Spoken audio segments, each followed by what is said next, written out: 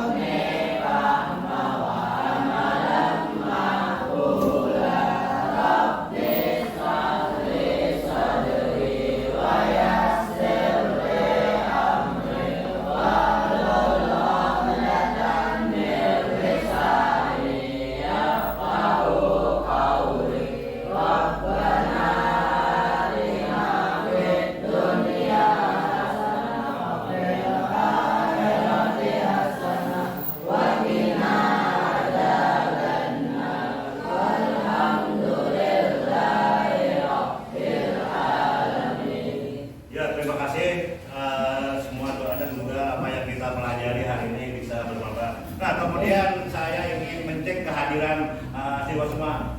Nah, siapa yang merasa namanya dipanggil, tolong angkat tangan atau bilang ada. Mulai awal. Adit. Adit. Ahmad Akbar. Adit. Amelia. Adit. Jahrani. Adit. Muhammad Arsyad. Adit. Muhammad Jaini. Adit. Mahmudah. Muhammad Najila. Muhammad Raihan Akbar. Muhammad Rizki. Nairul Munah. Najril Ilham. Nur Kamalia. Rehan Aulia Rahman. Salihah. Sri Mawar Anissa. Tania Makfirah. Nah, kemudian kita langsung ke pembelajaran. Mungkin ada pelajaran yang dianggap baru untuk kita tidak bisa di dalam pembelajaran, tidak bisa lepas dari perkembangan ilmu teknologi. Artinya kita selalu mengikuti perkembangan zaman. Nah, di sini biasanya siswa bila menggunakan HP, apa yang pertama kali kamu lihat atau yang aplikasi yang kamu sukai? Ya, salah satunya hampir game. Tetapi di dalam pembelajaran game, Bapak berharap agar game itu nanti bisa membantu kecerdasan, artinya bisa menambah ilmu wawasan, bukan membuang-buang waktu. Nah, kemudian materi yang saya ajar yaitu KKA. Apa itu KKA? KKA adalah kependekan dari coding kecerdasan artifisial. Nah, coding di sini artinya di dalam menggunakan teknologi informasi, otomatis Anda kan membawa HP. Nah, kita bisa lihat di dalam aplikasi itu, di dalam HP itu terdapat banyak aplikasi. Nah, aplikasi itu nantinya bisa kita gunakan di dalam pembelajaran. Nah, di dalam coding ini nanti ada beberapa aplikasi-aplikasi yang bisa diterapkan. Nanti saya akan memberikan aplikasi dalam pembelajaran yang kita bahas temanya mengenai blockchain game atau mengenai dunia pemrograman melalui teka-teki. Nah, Kemudian di mana kita dapat aplikasi ini? Nah, ini bisa kita lihat di perangkat pembelajaran, di perangkat internet ada yang namanya Google Chrome, ada yang namanya ChatGPT, ada aplikasi yang namanya Gemini, ada Mozilla Prolog. Nah, itu bisa kamu buka. Nanti karena kita mempelajari mengenai game, ya salah satunya ada namanya Block Code Browser, kemudian ada juga game teka-teki Block Game atau merupakan puzzle. Ada juga nanti tampil teka-teki mengenai log atau organisasi. Nanti di dalam tiga ini mungkin ada salah satu yang akan kita bahas. Ya, mungkin salah satunya adalah yang kedua ini. Ini adalah berupa game. Ya, game ini nanti dibuka di internet, kemudian cari nama situsnya, kemudian tampil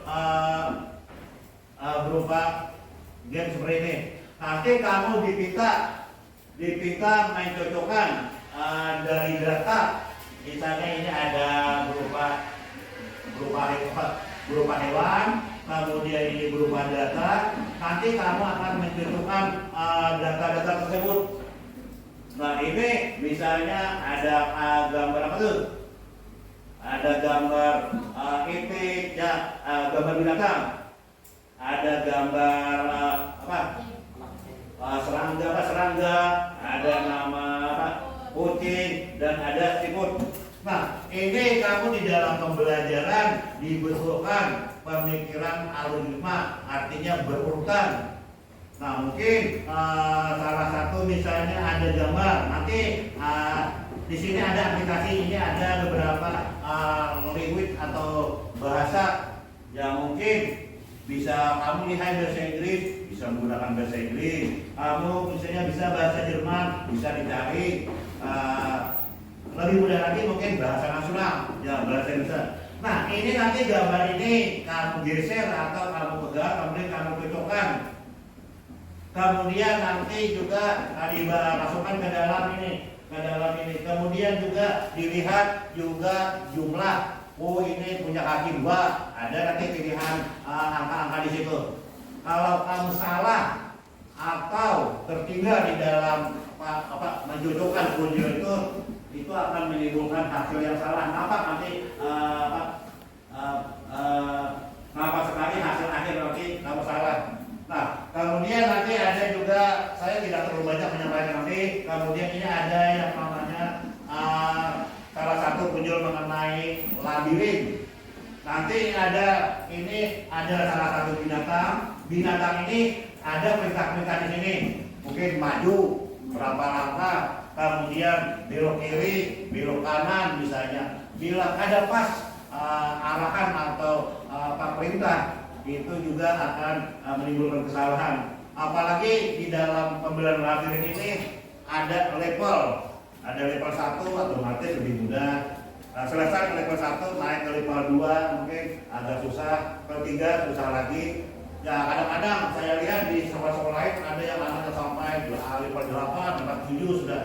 Nah, ini perlu kejelian. Di dalam pembelajaran ini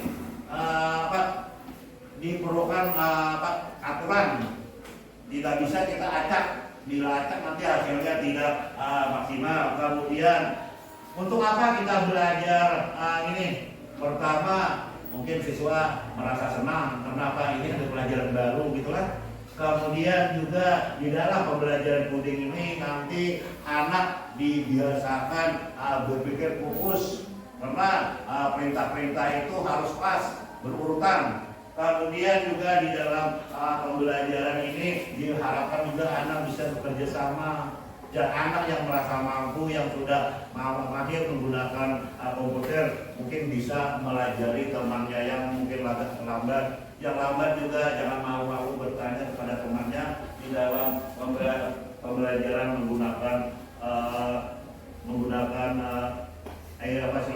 IT hanya ilmu teknologi.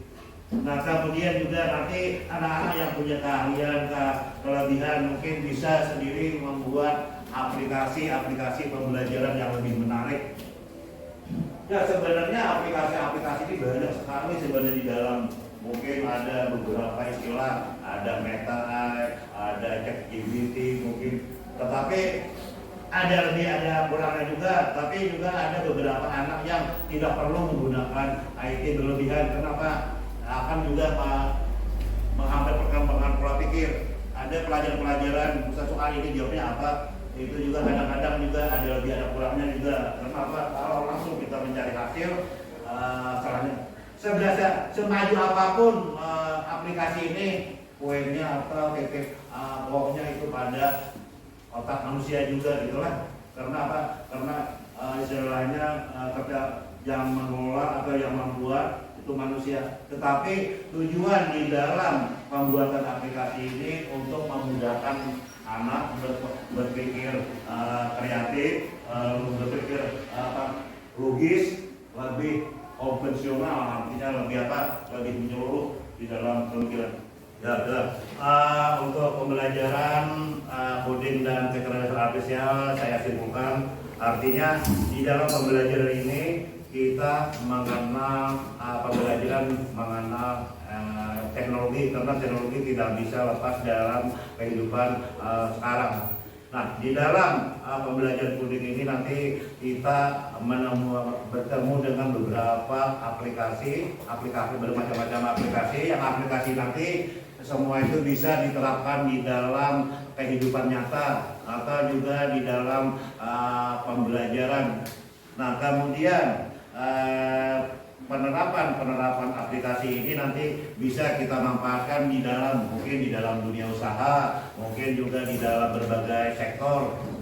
Nah, kemudian juga di dalam pembelajaran ini anak-anak nanti juga belajar membuat bisa nanti suatu saat menjadi programmer atau membuat aplikasi yang nanti bisa mempermudah kamu di dalam kehidupan sehari-hari.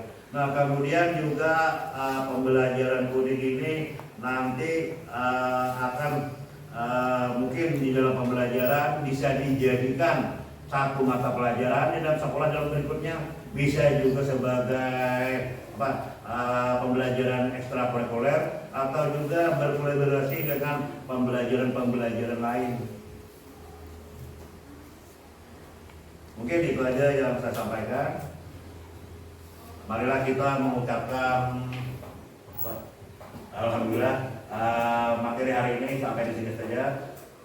Assalamualaikum warahmatullahi wabarakatuh. Waalaikumsalam warahmatullahi wabarakatuh.